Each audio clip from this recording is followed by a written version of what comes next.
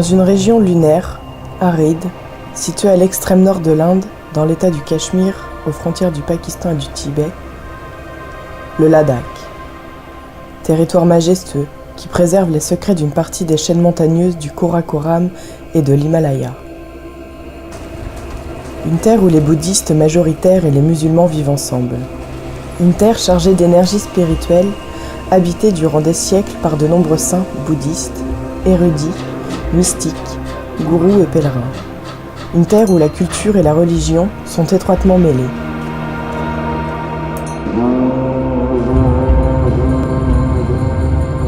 Mon histoire commence à Choglamsar, 3500 mètres d'altitude, un village de réfugiés tibétains encastré dans la vallée de l'Indus.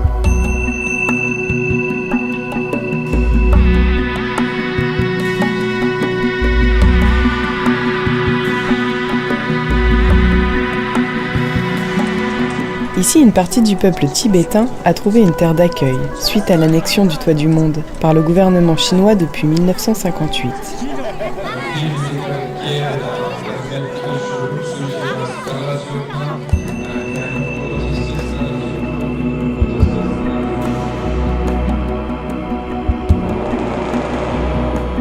C'est ici que j'ai entendu parler de ces femmes chamanes, que l'on appelle lamo. Tradition ancestrale présente bien avant l'arrivée du bouddhisme au Tibet. Il y en a beaucoup ici, et les villageois viennent régulièrement les consulter. C'est en me promenant dans le village que l'on me dirige vers la maison de l'une d'entre elles. C'est ici que j'ai rencontré Pema Kando.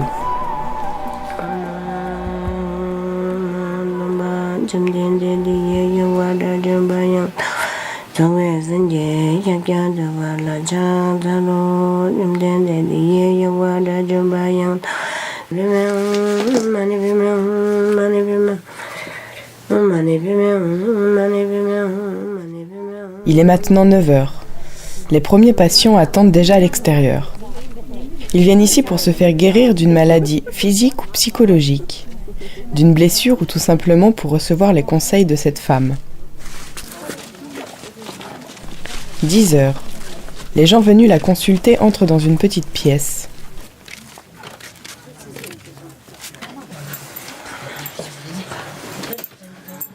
Pema est installée à côté d'un autel où se trouvent statuettes de divinités et divers objets utilisés pour ses rituels chamaniques.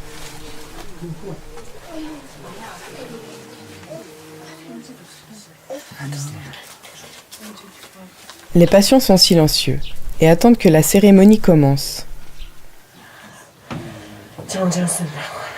Je suis assise dans un coin de la pièce et j'observe les yeux grands ouverts.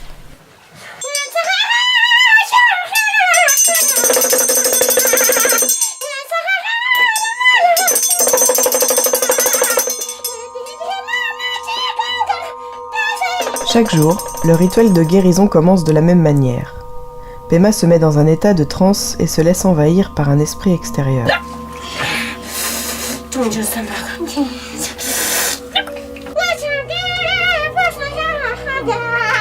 Cet esprit, c'est celui d'une des plus importantes déités protectrices de la religion bouddhiste, Palden Lamo.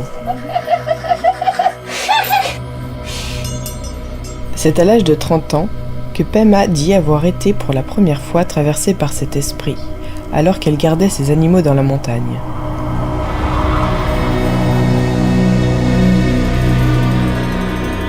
La peur, la souffrance et les doutes la poussèrent à aller voir un maître spirituel tibétain, qui l'aida à comprendre ce qui lui était arrivé. Après plusieurs années d'initiation et de méditation, Pema finit par réussir à rentrer volontairement en contact avec cet esprit protecteur.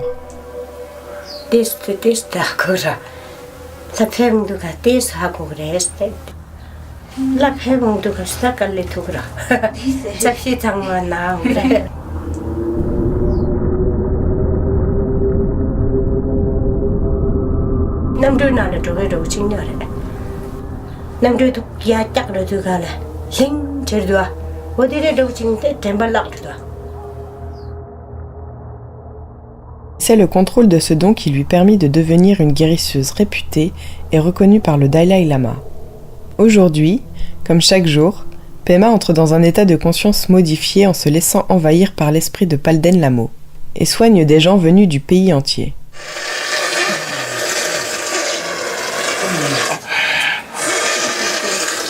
ये जैसा भी मोटेरा हो गया ये इधर क्या बोलता है मिर्गी बोलता है ना वो जैसा वे भी आया गुरु के पास भी गया और दवाइयाँ खाया सब साथों साथ करना है ना इसलिए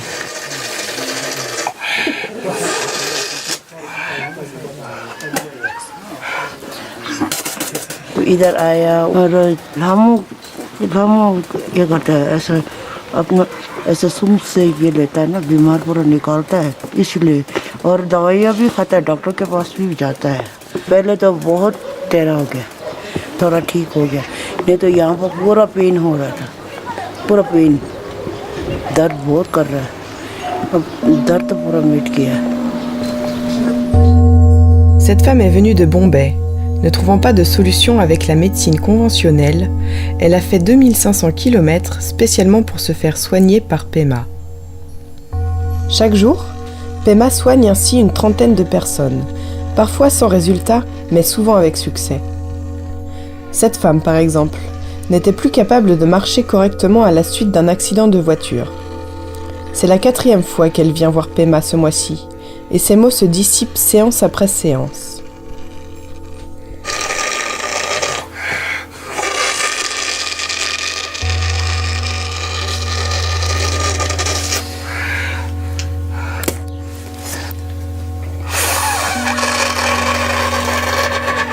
Pour soigner ses patients, Pema aspire le mal à l'aide d'une corne en cuivre. Puis elle recrache mystérieusement une étrange substance noire.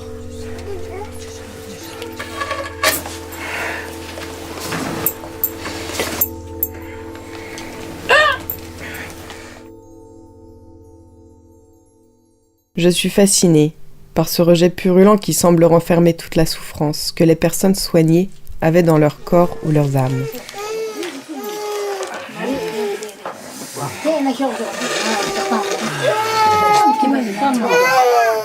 Elle purifie ensuite le malade avec son souffle pour tenter de rétablir l'équilibre de l'individu avec son environnement.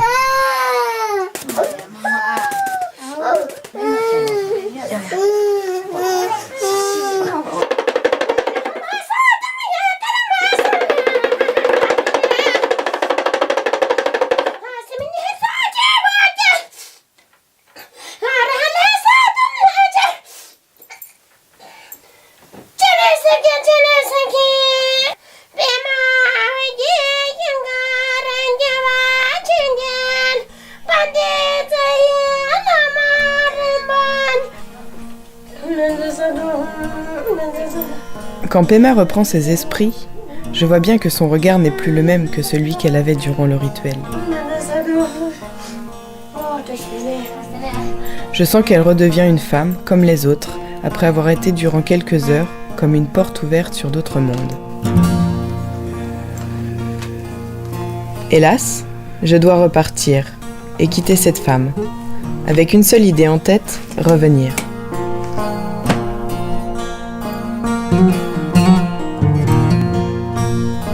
Depuis, tant de questions m'envahissent, à propos d'elle, mais aussi des autres chamans du monde entier.